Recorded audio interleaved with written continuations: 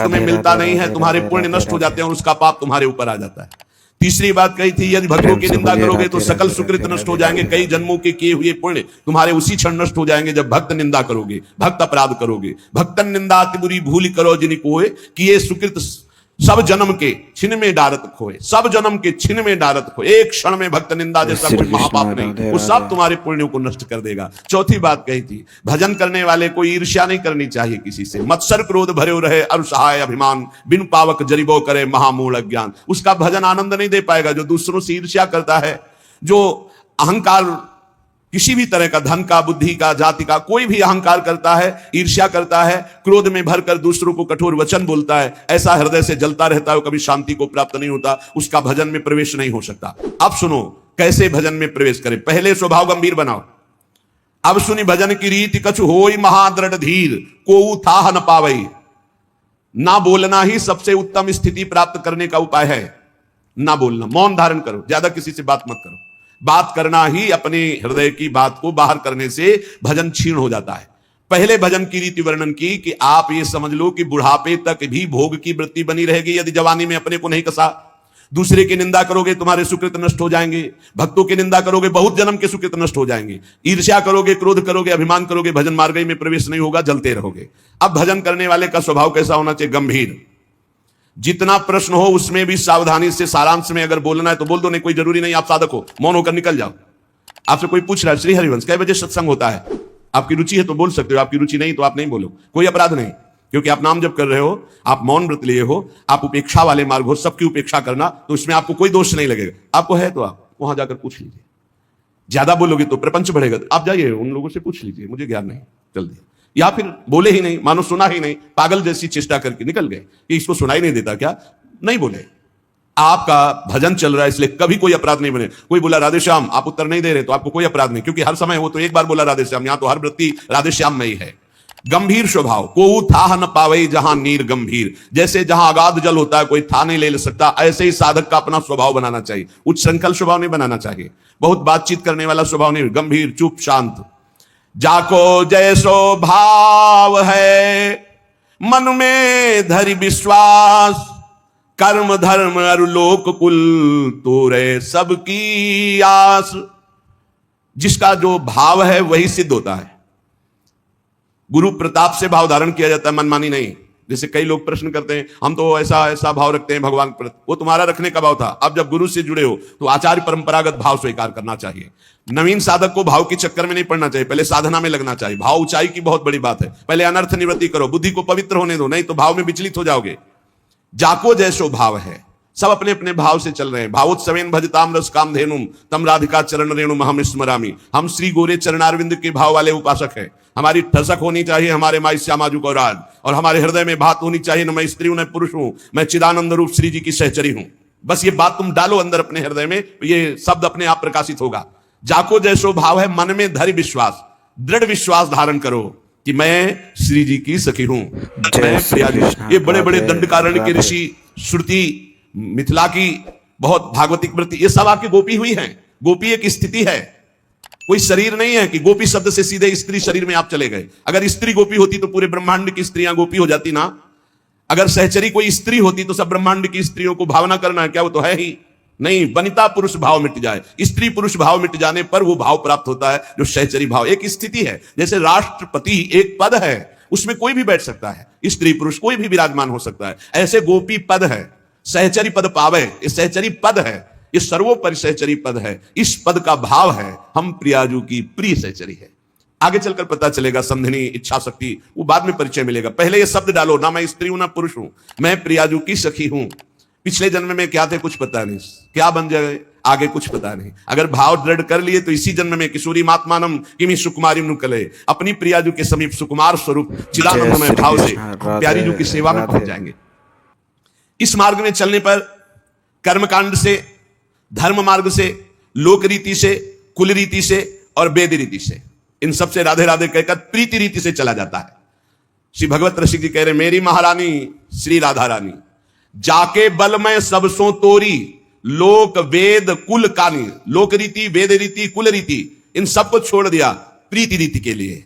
ये प्रीति की उपासना है, ये प्रेम किसी की मर्यादा नहीं रखता, उसकी एक स्वतंत्र मर्यादा है। प्रीति न काहू की कान विचारे, मारग अपमारग बितकित मन को अनुसरत निवारे। जो सरिता सावन जल उमगत सन्मुख सिंधु सिधारे। जब बाढ़ आती तो कोई रोक पाता है क्या?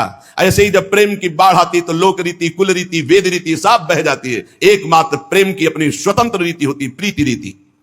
प्रीति की रीति तो केवल केवल प्रभु जानते हैं, वही जिसको जना दे। प्रीति की रीति रंगीलो ही जाने, रंगीलो श्री लालजू महाराज। इसीलिए आचार्य महापुरुष जन कहते हैं, दास अनन्य भजन रस कारण प्रगटे लाल मनोहर ग्वाल। जिस पर श्री कृष्ण की अपार कृपा होती है वो राधा चरणारविंद की शरणागति और प्रीति प्राप्त करता है। और इस प्रीति को जो प्राप्त करता है वो लोक रीति, कुल रीति, वेद रीति तीनों का त्यागी, प्रीति रीति का निर्वाह करने वाला रसिक उपासक होता है। मेरी महारानी श्री राधा रानी, जाके बल में सबसों तोरी लोक वेद कुल कानी। लोक रीति, कुल रीति, वेद रीति इनसे परे है ये प्रीति रीति। कैसी है हमारी प्यारी जू? लाल बिहारी जू को प्राण जीवन धन वारि पियत नित पानी। अनंत ब्रह्मांडों के स्वामी लाल जू की प्राण जीवन धन है हमारी महारानी जू, जिनके ऊपर पानी वार कर स्वयं पीते हैं।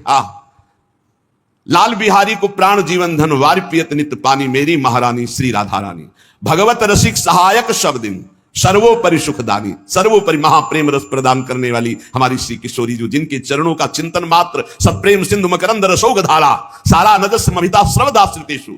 जो शरणागत जनों के हृदय में प्रेम रसधारा प्रवाहित करती है, ऐसे गोरे चरणारविंद की ठसक। तो कर्म धर्म और लोक कुल तोरे सबकी आस। न कर्मकांड से संबंध, न धर्म से संबंध, ना लोक रीति से संबंध, न वेद रीति से संबंध। विधि निषेध नहीं, दास अनन्य उत्कट बधारी। अनन्य उत्कट श्री श्यामा श्याम रसिक अनन्य निशान बजायो। एक श्याम श्यामा पद प्रीति, श्री हरिवंश चरण निज सेवक बिचले नहीं छाणी रस रीति। रात दिन केवल श्यामा श्याम के चरणों की आराधना। भक्त आहि बहु भांति के, तिन में बहुतक भेद। बिनु विवेक मिलिबो तहां, मन पावे अति खेद। संसार में भक्ति मार्ग, भगवत आराधना मार्ग, मुक्ति मार्ग, इसमें भी बहुत से भेद, बहुत प्रकार के सिद्धांत हैं, बहुत प्रकार के भक्त हैं। यदि विवेक नहीं रखते हो, सब भक्तों का सत्संग सुनोगे सबसे, तो उपासना में नहीं चल पाओगे, नहीं चल पाओगे। क्योंकि सब सही है, अपनी अपनी जगह सब सही है। पर आपको चाहिए कि औरंग की तरफ ना देखकर अपने गुरु उपदिष्ट मार्ग पर चले। जाकी सांगो पांग उपासना होए सोए सिद्ध होए। सांगो पांग कासो कहें, जिनका कंत एक, संत एक, ग्रंथ एक, पंथ एक, मंत्र एक। कंत राधा वल्लभ लाल, ग्रंथ श्रीमद चतुरासी जी, स्फुटवाणी श्री राधा सुधानिधि जी, श्री 42 लीला जी, ये सब हमारे ग्रंथ। पंथ श्री प्रिया प्रीतम के चरणारविंद की जुगल किशोर की 8 पहर अष्टयाम सेवा करते हुए उनकी सेवा में सुमिरन में मगन रहना। मंत्र श्री जुगल सरकार का नाम जुगल सरकार का जो गुरुदेव ने दिया। तो एक ही कंत, एक ही पंथ, एक ही संत, एक ही मंत्र, एक ही ग्रंथ, ताको सांगो पांग उपासना कहे हैं। अब अगर हम अन्य जनों से मिलेंगे, माना कि बहुत बड़े भक्त है, तो उनकी और उपासना है। वो अपनी उपासना की जब बात डालेंगे तो आप में यदि क्षमता है तो आप संग दोष नहीं ग्रहण करेंगे, नहीं दोष ग्रहण कर लेंगे, भाव बिगड़ जाएगा प्रियाजू के चरणों की उपासना का। बिन विवेक मिलिबो तहां मन पावे अति खेद। बिना विवेक के मिलोगे तो मन में तुम्हारे क्षोभ पैदा हो जाएगा, क्योंकि तुम कोई सिद्ध नहीं हो, तुम्हारे ऊपर संग दोष का प्रभाव पड़ जाएगा। सब ठा मिलिबो एक सो, यह ज्ञानी की रीति। भजनी सोई विवेक सो, करे समुझ के प्रीति। सब जगह जाना, सब जगह खाना पीना, सबसे मिलना, ये ज्ञानी से तो हो सकता है, प्रेमी से नहीं। जहां तहां अन्न खात सखी कहत आपगात, सकल देव से द्वंद जात रात सर्व सो वही नहीं। जहां मन आया वहां खा लिया, जहां मन आया वहां बैठे सुन रहे, क्या मतलब है, किस मार्ग की चर्चा और नहीं। हमें बिहारी जू जाना है तो हमें छठी करा दिल्ली और आगरा के मार्ग के किलोमीटर नहीं गिनने, हमें बिहारी जू की तरफ जाना है। हमें देखना है हमारा लक्ष्य क्या है। बिहारी जू के मार्ग की ही चर्चा, बिहारी जू के ही रूप की चर्चा, तो हम अगर लेटे लेटे भी जाएंगे तो बिहारी जू पहुंच जाएंगे। और इधर आंख मूंद के चाहे जितना दौड़ो नहीं पहुंचोगे। भजनी सोई विवेक सो, करे समुझ के प्रीति। विवेक से खान पान तो कीजिए, रसिक मंडली माही। जिनके और उपासना तहां उचित ध्रुव नाही।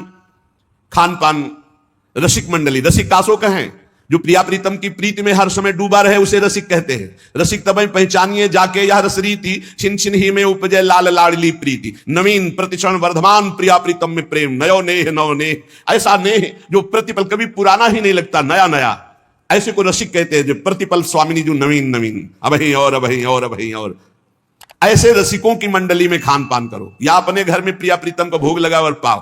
ये जो इधर उधर खान पान बुद्धि भ्रष्ट हो जाएगी, भजन में नहीं लगेगी। सच्चिदानंद रस के प्रेम को प्राप्त करने के लिए खान पान सुधारना अत्यंत आवश्यक है, चाहे जिस संप्रदाय का, चाहे जिस मार्ग का पथिक हो। खान पान तो कीजिए रसिक मंडली माई, यहां तो कह रहे हैं जिनके और उपासना तहां उचित ध्रुनाई। ये हम कई बार आपको सुना चुके हैं कि गुरुजन महापुरुष जन भूखे रह गए, लेकिन अन्य जगह भगवत प्रसाद भी नहीं पाया, अपनी श्री जी का भोग लगा के पाया। जहां हमारी लाडली जू नहीं है, लाडली जू का भोग प्रगट में नहीं लगा, वो हम प्रसाद भी नहीं पाएंगे, उपवास कर लेंगे। ये रसिक अनन्यता है। इसी के बल से तो लोक रीति, कुल रीति, वेद रीति का त्याग है। स्वामिनी के बल से जाके बल मैं सब सो तोरी। अगर हमारी श्री जी नहीं विराजमान है तो हम केवल हरि का भोग लगा हुआ भी नहीं पा सकते।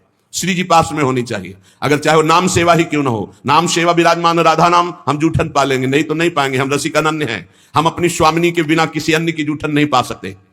समझो, जिनके और उपासना तहां उचित ध्रुना है। गिरिराज जी की दंडवती परिक्रमा लगा रहे थे, पूज्य महाराज जी साथ थे।